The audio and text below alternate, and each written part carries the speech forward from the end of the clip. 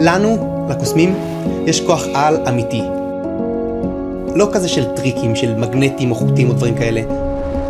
זה כוח על אמיתי שבקסם אמיתי יכול לגרום לדברים להיראות אחרת. שלום לכולם, סליחה שאני מפריע לכם באמצע שבט אחים ואחיות. הכנתי לכם דברים מהממים, ולפני שנראה את כל הדברים... הוא לא יכול לתקן שום דבר שכבר קרה, אבל הוא יכול לגרום לאנשים לחייך.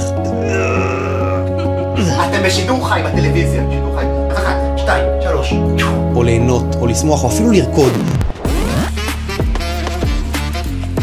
יאללה, כמה ילדים, איזה כיף, כמה משפחות. שלום לכולם.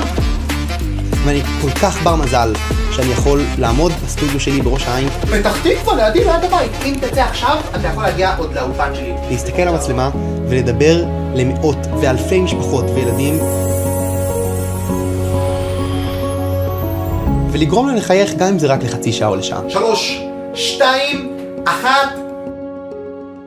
הרבה אנשים שואלים אותי מה יש מאחוריי, הנה התשובה. שימו לב.